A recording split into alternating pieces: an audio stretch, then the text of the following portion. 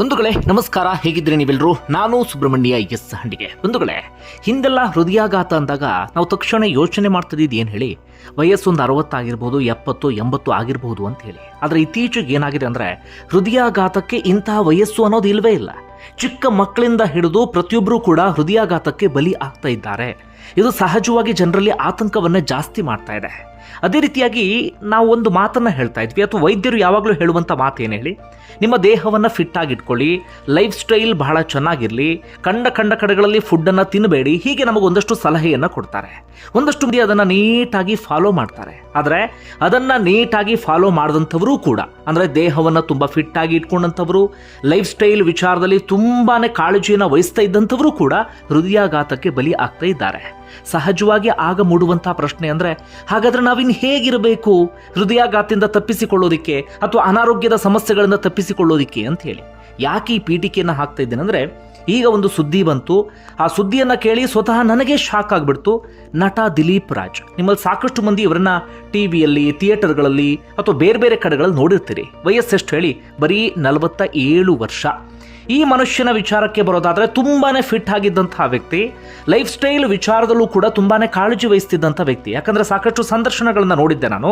ಅದರಲ್ಲಿ ಅವರು ಆರೋಗ್ಯ ವಿಚಾರಕ್ಕೆ ಸಂಬಂಧಪಟ್ಟ ಹಾಗೆ, ಅಥವಾ ಪ್ರತಿದಿನ ಜಿಮ್ ಮಾಡ್ತಿದ್ದ ವಿಚಾರ, ಅಥವಾ ಲೈಫ್ ಸ್ಟೈಲ್ ಸಂಬಂಧಪಟ್ಟ ಎಲ್ಲವನ್ನೂ ಕೂಡ ಅವರು ಹಂಚಿಕೊಂಡಿದ್ರು. ಎಲ್ಲ ರೀತಿಯಲ್ಲೂ ಕೂಡ ತುಂಬಾನೇ ಚೆನ್ನಾಗಿದ್ದಂತಹ ವ್ಯಕ್ತಿ ಇದೀಗ ಹೃದಯಾಘಾತಕ್ಕೆ ಬಲಿ ಅಂದಾಗ ನಂಬೋದು ಬಹಳನೇ ಕಷ್ಟ ಆಗ್ತಾ ಇದೆ.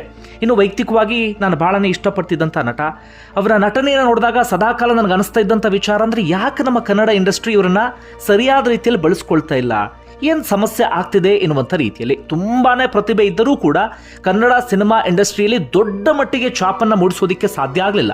ಹಾಗಂದ ಮಾತ್ರಕ್ಕೆ ಕೊಡುಗೆ ಕೊಟ್ಟಿಲ್ಲ ಅಂತಲ್ಲ, ತಮ್ಮದೇ ಆದಂಥ ರೀತಿಯಲ್ಲಿ ಕೊಡುಗೆಯನ್ನು ಕೊಟ್ಟಿದ್ದಾರೆ. ಆದರೆ ಅವರ ಪ್ರತಿಭೆಗೆ ತಕ್ಕ ಹಾಗೆ ಇನ್ನಷ್ಟು ಅವಕಾಶಗಳು ಸಿಗಬೇಕಿತ್ತು ಅನ್ನೋದು ನನ್ನ ಒಂದು ಅಭಿಪ್ರಾಯ. ಹಾಗಾದರೆ ಏನಾಯಿತು ಅನ್ನೋದನ್ನು ಗಮನಿಸ್ತಾ ಹೋಗೋದಾದರೆ, ಸಿಕ್ಕಿರುವಂಥ ಮಾಹಿತಿಯ ಪ್ರಕಾರವಾಗಿ ನಿನ್ನೆ ಅವರ ಆರೋಗ್ಯದಲ್ಲಿ ಸ್ವಲ್ಪ ಮಟ್ಟಿಗೆ ವ್ಯತ್ಯಾಸ ಆಗಿತ್ತಂತೆ. ಅಂದರೆ ಏನೋ ಒಂದು ರೀತಿಯಲ್ಲಿ ಬೇರೆ ರೀತಿಯಲ್ಲಿ ಅನಿಸ್ತಾ ಇತ್ತಂತೆ. ಆ ಕಾರಣಕ್ಕಾಗಿ ಅವರು ಇವತ್ತಿಗೆ ಬನ್ನೇರುಘಟ್ಟದ ಅಪೋಲೋ ಆಸ್ಪತ್ರೆಗೆ, ಬನ್ನೇರುಘಟ್ಟ ರೋಡ್ನ ಅಪೋಲೋ ಆಸ್ಪತ್ರೆಗೆ ಅಪಾಯಿಂಟ್ಮೆಂಟ್ ತೊಗೊಂಡಿದ್ರಂತೆ. ಹೋಗಿ ಕಂಪ್ಲೀಟಾಗಿ ಒಮ್ಮೆ ಹೆಲ್ತ್ ಚೆಕಪ್ ಮಾಡಿಸ್ಬೇಕು ಅಂತ ಹೇಳಿ. ಅಂದರೆ ನಿನ್ನೆ ಅವರಿಗೊಂದು ಸಣ್ಣದಾದಂಥ ಸುಳಿವು ಸಿಕ್ಕಿದೆ. ಸ್ವಲ್ಪ ಏನೋ ಬೇರೆ ರೀತಿಯಲ್ಲಿ ಅನಿಸೋದಕ್ಕೆ ಶುರುವಾಗಿದೆ. ಹೀಗಿದ್ದಾಗ ಇವತ್ತು ಬೆಳಗ್ಗೆ ಮುಂಚೆ 5 ಗಂಟೆಯೋ 5:15 ಸುಮಾರಿಗೆ ಎದೆನೋವು ಕಾಣಿಸ್ಕೊಂಡಿದೆ.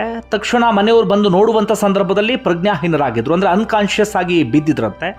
ತಕ್ಷಣವೇ ಅವರು ಕುಮಾರಸ್ವಾಮಿ ಲೇಔಟ್ನ ಅಪೋಲೋ ಆಸ್ಪತ್ರೆಗೆ ದಾಖಲಿಸಿದ್ದಾರೆ. ಆದರೆ ಅಲ್ಲಿ ಹೆಚ್ಚೇನೂ ಅವ್ರಿಗೆ ಮಾಡೋದಕ್ಕೆ ಸಾಧ್ಯ ಆಗಿಲ್ಲ. ಒಂದು ಮಾಹಿತಿಯ ಪ್ರಕಾರ ಅವ್ರನ್ನ ಆಸ್ಪತ್ರೆಗೆ ಕರ್ಕೊಂಡು ಹೋಗೋದ್ರ ಒಳಗಾಗಿಯೇ ಅವರ ಪ್ರಾಣ ಹೊರಟೋಗಿತ್ತು ಎನ್ನುವ ರೀತಿಯಲ್ಲಿ.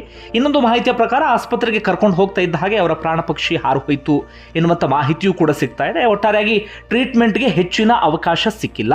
ಸೇಮ್ ಪುನೀತ್ ರಾಜ್ಕುಮಾರ್ ಅವರ ವಿಚಾರದಲ್ಲಿ ಹೇಗಾಗಿತ್ತೋ ಅದೇ ಮಾದರಿಯಲ್ಲಾಗಿದೆ. ಪುನೀತ್ ರಾಜ್ಕುಮಾರ್ ಅವರು ನಿಮ್ಮೆಲ್ಲರಿಗೂ ಕೂಡ ಗೊತ್ತಿರುವ ಹಾಗೆ ತುಂಬಾನೇ ಫಿಟ್ ಆಗಿದ್ದಂಥ ವ್ಯಕ್ತಿ, ಜಿಮ್ ಮಾಡ್ತಿದ್ದಂಥ ವ್ಯಕ್ತಿ, ಲೈಫ್ ಸ್ಟೈಲ್ ಬಗ್ಗೆ ಕಾಳಜಿ ವಹಿಸ್ತಿದ್ದಂಥ ವ್ಯಕ್ತಿ.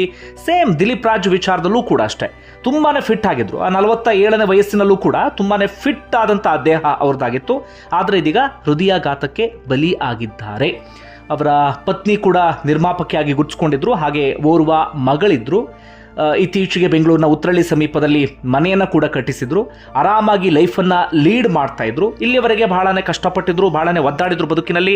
ತಮ್ಮದೇ ಆದಂಥ ರೀತಿಯಲ್ಲಿ ಕರಿಯರನ್ನು ಕಟ್ಕೊಳ್ಳೋದಕ್ಕೆ ಬಹಳನೇ ಕಷ್ಟಪಟ್ಟಿದ್ದಂತಹ ವ್ಯಕ್ತಿ. ಆದರೆ ಇವತ್ತು ಒಂದು ಹಂತಕ್ಕೆಲ್ಲವೂ ಕೂಡ ಸಿಕ್ಕಿತ್ತು, ಆರಾಮಾಗಿ ಲೈಫನ್ನು ಲೀಡ್ ಮಾಡೋಣ ಅನ್ನುವಷ್ಟರಲ್ಲಿ ಅವರ ಪ್ರಾಣವೇ ಹೊರಟೋಗ್ಬಿಟ್ಟಿದೆ. ಒಮ್ಮೊಮ್ಮೆ ಮನುಷ್ಯನ ಬದುಕೆ ಹೀಗಾಗಿಬಿಡುತ್ತೆ ನೋಡಿ. ಒಂದು ಹಂತಕ್ಕೆ ಬಹಳನೇ ಕಷ್ಟಪಡ್ತಾರೆ, ಬಹಳನೇ ಒದ್ದಾಡ್ತಾರೆ. ಒಂದು ಹಂತಕ್ಕೆ ಬಂದು ನಿಂತಾಗ ಓಕೆ, ನನ್ನ ಹತ್ರ ಎಲ್ಲವೂ ಕೂಡ ಇದೆ, ಲೈಫನ್ನು ಆರಾಮಾಗಿ ಅನುಭವಿಸೋಣ ಅನ್ನುವಂಥ ಸಂದರ್ಭದಲ್ಲಿ ಇನ್ನೇನೋ ಬದುಕಲ್ಲೇ ಆಗಿಬಿಡುತ್ತೆ. ದಿಲೀಪ್ ರಾಜ್ ವಿಚಾರದಲ್ಲೂ ಕೂಡ ಹಾಗೆ ಆಯಿತು. ಹಾಗಾದರೆ ಯಾರಿವರು, ಏನು ಎತ್ತ, ಅವರ ಕರಿಯರ್ಗೆ ಸಂಬಂಧಪಟ್ಟಂಥ ಒಂದಷ್ಟು ವಿಚಾರವನ್ನು ಗಮನಿಸ್ತಾ ಹೋಗೋಣ. ಬಂಧುಗಳೇ, ಇವರು ಮೂಲತಃ ಅರಸೀಕೆರೆಯವರು. ಆದರೆ ಇವರ ತಂದೆ ಅಥವಾ ಇವರೆಲ್ಲರೂ ಕೂಡ ಬದುಕನ್ನು ಕಟ್ಕೊಂಡಿದ್ದು ಬೆಂಗಳೂರಿನಲ್ಲೇ. ಇವರು ಬೆಂಗಳೂರಿನ ಕಾಲೇಜಿನಲ್ಲಿ ಓದುವಂತಹ ಸಂದರ್ಭದಲ್ಲಿ ಕೊರಿಯೋಗ್ರಾಫರ್ ಆಗಬೇಕು ಅಂತ ಕನಸನ್ನು ಕಟ್ಕೊಂಡಂಥವರು. ಅದಾದ ಬಳಿಕ ಇವರು ಕಾಲೇಜಿನಲ್ಲಿ ನಾಟಕ ಅಂಥದ್ದೆಲ್ಲವನ್ನೂ ಕೂಡ ಮಾಡೋದಕ್ಕೆ ಶುರು ಮಾಡ್ಕೊಳ್ತಾರೆ. ಹೀಗಾಗಿ ಸಹಜವಾಗಿ ಅಭಿನಯದ ಕಡೆಗೆ ಇವರಿಗೆ ಆಸಕ್ತಿ ಬರೋದಕ್ಕೆ ಆರಂಭ ಆಗುತ್ತೆ. ಅದಾದ ಬಳಿಕ ತಮ್ಮನ್ನು ತಾವು ರಂಗಭೂಮಿಯಲ್ಲಿ ತೊಡಗಿಸಿಕೊಳ್ತಾರೆ. ಆಗ ಬಹುತೇಕ ನಟರೆಲ್ಲರೂ ಕೂಡ ಅವರ ನಟನೆಗೊಂದು ಶೇಪ್ ಬರಲಿ ಎನ್ನುವ ಕಾರಣಕ್ಕಾಗಿ ರಂಗಭೂಮಿಯಲ್ಲಿ ತೊಡಗಿಸ್ಕೊಳ್ತಾ ಇದ್ರು. ಇವರು ಕೂಡ ಅಷ್ಟೇ ಬಿ ಜಯಶ್ರೀ ಅವರ ಸ್ಪಂದನ ಟೀಮ್ನಲ್ಲಿ ಕೆಲಸವನ್ನು ಮಾಡೋದಕ್ಕೆ ಶುರು ಮಾಡ್ಕೊಳ್ತಾರೆ. ಅದಾದ ನಂತರ ನಿಧಾನಕ್ಕೆ ಇವರಿಗೆ ಒಂದೊಂದು ಅವಕಾಶಗಳು ಬರೋದಕ್ಕೆ ಆರಂಭ ಆಗುತ್ತೆ. ಮೊದಲಿಗೆ ಕಂಬದ ಮನೆ ಎನ್ನುವಂಥ ಒಂದು ಟೆಲಿಫಿಲ್ಮ್ನಲ್ಲಿ ಆ್ಯಕ್ಟ್ ಮಾಡ್ತಾರೆ 97, 98 ಸಂದರ್ಭದಲ್ಲಿ, ಕಾಲೇಜು ಓದ್ತಿದ್ದಂಥ ಟೈಮ್ನಲ್ಲೇ. ಅಲ್ಲಿ ಅವರಿಗೆ ಆ್ಯಕ್ಟಿಂಗ್ ಬಗ್ಗೆ ಇನ್ನಷ್ಟು ಸೀರಿಯಸ್ನೆಸ್ ಬರೋದಕ್ಕೆ ಶುರುವಾಗುತ್ತೆ. ಅದಾದ ಬಳಿಕ ಜನನಿ ಎನ್ನುವಂಥ ಸೀರಿಯಲ್ ಮೂಲಕ ಕಿರುತೆರೆಯ ಅವರ ಜರ್ನಿ ಶುರುವಾಗುತ್ತೆ. ಮೊದಲ ಸೀರಿಯಲ್ನಲ್ಲೇ ತಕ್ಕ ಮಟ್ಟಿಗೆ ಹೆಸರನ್ನು ಮಾಡ್ತಾರೆ. ಅದಾದ ಬಳಿಕ ಕಿರುತೆರೆಯಲ್ಲಿ ಅವರು ಹಿಂತಿರುಗಿ ನೋಡಿದ್ದೇ ಇಲ್ಲ, ಬ್ಯಾಕ್ ಟು ಬ್ಯಾಕ್ ಸೀರಿಯಲ್ಗಳನ್ನು ಮಾಡ್ತಾ ಹೋಗ್ತಾರೆ. ಜನನಿ, ಅರ್ಧ ಸತ್ಯ, ರಂಗೋಲಿ, ಕುಂಕುಮ ಭಾಗ್ಯ, ಮಾಂಗಲ್ಯ, ಮಳೆಬಿಲ್ಲು, ರಥಸಪ್ತಮಿ, ಮನೆಯೊಂದು ಮೂರು ಬಾಗಿಲು, ಪ್ರೀತಿಗಾಗಿ, ಇತ್ತೀಚೆಗೆ ಹಿಟ್ಲರ್ ಕಲ್ಯಾಣ ಎನ್ನುವಂಥ ಸೀರಿಯಲ್, ಹೀಗೆ ಸಾಕಷ್ಟು ಸೀರಿಯಲ್ಗಳಲ್ಲಿ ಮಾಡ್ತಾ ಹೋಗ್ತಾರೆ. ಒಂದು ಹಂತಕ್ಕೆ ಮನೆಗೆ ತಲುಪಿದಂತಹ ನಟ. ಅದಾದ ಬಳಿಕ ಒಂದು ಗ್ಯಾಪ್ ಸಿಕ್ತು ಅವರಿಗೆ. ಅದಾದ ನಂತರ ಇತ್ತೀಚೆಗೆ ಮತ್ತೆ ಅವರು ಮನೆಗೆ ತಲುಪಿದ್ದು ಹಿಟ್ಲರ್ ಕಲ್ಯಾಣ ಎನ್ನುವಂಥ ಸೀರಿಯಲ್ನ AJ ಎನ್ನುವಂತಹ ಪಾತ್ರದ ಮೂಲಕ. ಮತ್ತೊಮ್ಮೆ ಅವರಿಗೆ ಕಿರುತೆರೆಯಲ್ಲಿ ದೊಡ್ಡ ಬ್ರೇಕ್ ಅನ್ನು ಕೊಟ್ಟಿತ್ತು, ಅಥವಾ ಇಡೀ ನಾಡಿನ ಗಮನ ಸೆಳೆಯುವಲ್ಲಿ ದಿಲೀಪ್ ರಾಜ್ ಯಶಸ್ವಿಯಾಗಿದ್ರು. ಇದು ಸೀರಿಯಲ್ ಬದುಕಿನ ವಿಚಾರ. ಆದರೆ ಇನ್ನು ಸಿನಿಮಾಗಳಲ್ಲೂ ಕೂಡ ಅವರು ನಟನೆಯನ್ನು ಮಾಡಿದರು. 2005ರಲ್ಲಿ ಬಾಯ್ ಫ್ರೆಂಡ್ ಎನ್ನುವಂಥ ಸಿನಿಮಾದಲ್ಲಿ ಹೀರೋ ಆಗಿ ಅವರು ಕಾಣಿಸ್ಕೊಳ್ತಾರೆ. ಆ ಸಿನಿಮಾದ ಸಾಂಗ್ಗಳೆಲ್ಲವೂ ಕೂಡ ಹಿಟ್ ಆಗುತ್ತೆ, ಆದರೆ ಸಿನಿಮಾ ಹೇಳ್ಕೊಳ್ಳೋಷ್ಟರ ಮಟ್ಟಿಗೆ ಆಗೋದಿಲ್ಲ. ಅದಾದ ನಂತರ ಒಂದಷ್ಟು ಸಿನಿಮಾಗಳನ್ನು ಮಾಡ್ತಾರೆ. ಅದಾದ ಬಳಿಕ ಬ್ರೇಕ್ ಕೊಟ್ಟಂಥ ಸಿನಿಮಾ ಅಂದರೆ ಮಿಲನ ಸಿನಿಮಾದ ಒಂದು ಪಾತ್ರ ನಾನು ಬಹಳನೇ ಇಷ್ಟಪಟ್ಟಿದ್ದೆ. ವಿಲನ್ ರೋಲ್ ಎಷ್ಟು ಅದ್ಭುತವಾಗಿ ನಟನೆ ಮಾಡಿದ್ರು ಅಂದರೆ ಅದರಲ್ಲಿ ಭಯಂಕರವಾಗಿ ಆರ್ಭಟ ಮಾಡೋದಾಗಲಿ ಇನ್ನೊಂದು ಮಗದೊಂದು ಯಾವುದೂ ಕೂಡ ಇಲ್ಲ.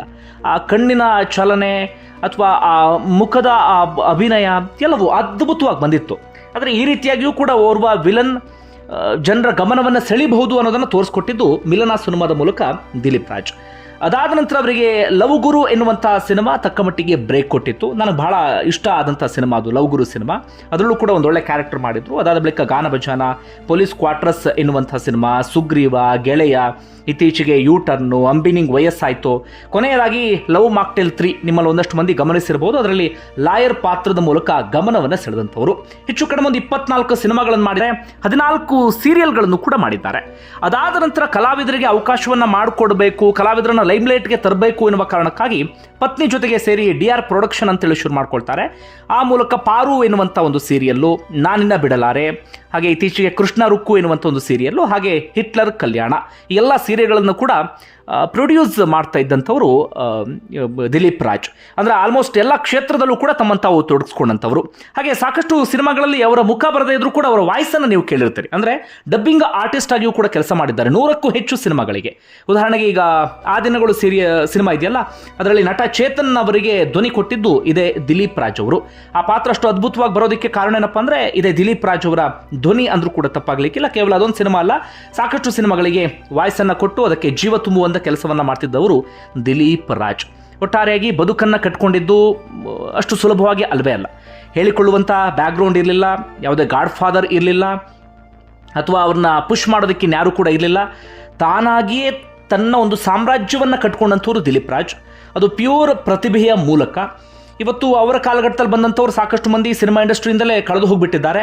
ಆದರೆ ದಿಲೀಪ್ ರಾಜ್ ದೊಡ್ಡ ಮಟ್ಟಿಗೆ ಚಾಪನ್ನು ಮೂಡಿಸ್ತಾ ಇದ್ದರೂ ಕೂಡ, ಹೆಚ್ಚೆಚ್ಚು ಸಿನಿಮಾ, ಹೆಚ್ಚೆಚ್ಚು ಸೀರಿಯಲ್ಗಳನ್ನು ಮಾಡದೇ ಇದ್ದರೂ ಕೂಡ ಆಕ್ಟಿವ್ ಆಗಂತೂ ಇದ್ದರು, ಕೆಲಸವನ್ನಂತೂ ಮಾಡ್ತಾ ಇದ್ರು, ಒಂದಷ್ಟು ಮಂದಿಗೆ ಕೆಲಸವನ್ನಂತೂ ಕೊಡ್ತಾ ಇದ್ರು, ತಮ್ಮದೇ ಆದಂಥ ರೀತಿಯಲ್ಲಿ ಆರ್ಥಿಕ ಶಿಸ್ತನ್ನು ಕಾಪಾಡ್ಕೊಂಡಿದ್ರು. ಅದು ಬಹಳ ಮುಖ್ಯ.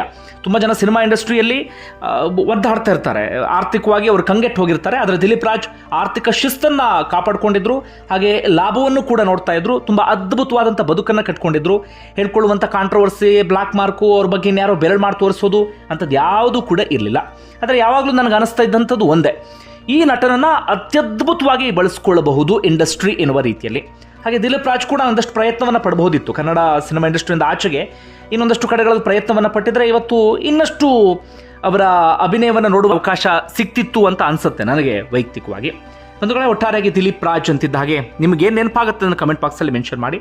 ಇನ್ನು ಕೊನೆಯದಾಗಿ ಒಂದು ಮಾತು, ಹೃದಯಾಘಾತಕ್ಕೆ ಕಾರಣ ಏನು? ಸಹಜವಾಗಿ ಎಲ್ಲರಲ್ಲೂ ಕೂಡ ಮೂಡುವಂಥ ಪ್ರಶ್ನೆ. ಇತ್ತೀಚೆಗೆ ಸಾಕಷ್ಟು ಮಂದಿ ಸರ್ಕಾರವನ್ನು ಕೂಡ ಒತ್ತಾಯಿಸಿದ್ರು. ಇದಕ್ಕೆ ಸಂಬಂಧಪಟ್ಟಾಗ ಒಂದು ವೈದ್ಯರ ಸಮಿತಿಯನ್ನು ರಚನೆ ಮಾಡಿ, ಏನು ಅನ್ನೋದನ್ನು ಫೈಂಡ್ ಔಟ್ ಮಾಡಿ, ಏನು ಅನ್ನೋದು ಗೊತ್ತಾದ ನಂತರ ಜನರಿಗೊಂದು ಸಲಹೆಯನ್ನು ಕೊಡಿ, ಇಂತಿಂಥದ್ದನ್ನು ನೀವು ಫಾಲೋ ಮಾಡಿ ಅನ್ನುವಂಥ ರೀತಿಯಲ್ಲಿ. ಯಾಕಂದರೆ ಸರ್ವೇ ಸಾಮಾನ್ಯವಾಗಿ ವೈದ್ಯರು ಹೇಳೋದು ಲೈಫ್ ಸ್ಟೈಲ್ ಬಗ್ಗೆ, ಫಿಟ್ನೆಸ್ ಬಗ್ಗೆ ಅದೆಲ್ಲವನ್ನೂ ಕೂಡ ಹೇಳ್ತಾರೆ. ಅದೆಲ್ಲವನ್ನೂ ಕೂಡ ಮೀರಿ ಹೃದಯಾಘಾತ ಆಗ್ತಿದೆಯಲ್ಲ, ಏನು ಕಾರಣ? ಈಗ ನಾವು ಬಳಸ್ತಾ ಇರುವಂಥ ಆಯಿಲ್ ಏನಾದರೂ ಕಾರಣ ಆಗ್ತಾ ಇದೆಯಾ? ಅಥವಾ ಕೆಮಿಕಲ್ ಯುಕ್ತ ಫುಡ್ ಏನಾದರೂ ಕಾರಣ ಆಗ್ತಾ ಇದೆಯಾ? ಅಥವಾ ಇತ್ತೀಚೆಗೆ ಕರೋನಾ ಬಂತು, ಅದಾದ ಬಳಿಕ ವ್ಯಾಕ್ಸಿನ್ ಅಂಥ ಒಂದಷ್ಟು ಚರ್ಚೆಗಳಿಗ್ತಾ ಇದೆಯಲ್ಲ, ಅದೇನಾದರೂ ಕಾರಣ ಆಗ್ತಿದೆಯಾ? ಇದನ್ನು ಪತ್ತೆ ಹಚ್ಚುವಂಥ ಕೆಲಸವನ್ನು ಮಾಡಿ ಅಂತ. ಅಂದರೆ ಬಹಳ ಬೇಸರದ ಸಂಗತಿ ಅಂದರೆ ಸಾಕಷ್ಟು ಮಂದಿ ಇದನ್ನು ರಾಜ್ಯ ಸರ್ಕಾರಕ್ಕೆ ಒತ್ತಾಯಿಸಿದ್ದಾರೆ, ಕೇಂದ್ರ ಸರ್ಕಾರವನ್ನು ಒತ್ತಾಯಿಸಿದ್ದಾರೆ. ರಾಜ್ಯ ಸರ್ಕಾರವು ಇತ್ತೀಚೆಗೆ ಸಿದ್ದರಾಮಯ್ಯ ಒಂದು ಟ್ವೀಟ್ ಮಾಡಿದ್ರು, ನಾವು ಇದನ್ನು ಗಂಭೀರವಾಗಿ ತೆಗೆದುಕೊಳ್ತೀವಿ, ಒಂದು ಸಮಿತಿ ರಚನೆಯನ್ನು ಮಾಡ್ತೀವಿ ಎನ್ನುವಂಥ ರೀತಿಯಲ್ಲಿ. ಆದರೆ ಅದಾದ ಬಳಿಕ ಯಾವುದೇ ಪ್ರೋಗ್ರೆಸ್ ಕೂಡ ಆಗಿಲ್ಲ. ಇನ್ನಾದರೂ ಸ್ವಲ್ಪ ಸೀರಿಯಸ್ ಆಗಿ ಯೋಚನೆ ಮಾಡಲೇಬೇಕಾಗಿದೆ. ಏನಾಗ್ತಾ ಇದೆ, ಯಾಕೆ ಹಿಂಗೆ ಹೃದಯಾಘಾತ ಆಗ್ತಾ ಇದೆ, ಅದು ಕೂಡ ಚಿಕ್ಕ ಚಿಕ್ಕ ವಯಸ್ಸಿಗೆ. ಇಲ್ಲ ಅಂತ ಬಿಟ್ಟರೆ ಜನರಿಗೆ ಆತಂಕ ಇನ್ನಷ್ಟು ಜಾಸ್ತಿ ಆಗೋಕೆ ಶುರುವಾಗ್ಬಿಡುತ್ತೆ. ಬಂಧುಗಳೇ, ಏನಂತೀರಿ? ಕಮೆಂಟ್ ಬಾಕ್ಸಲ್ಲಿ ಮೆನ್ಷನ್ ಮಾಡಿ. ಧನ್ಯವಾದ.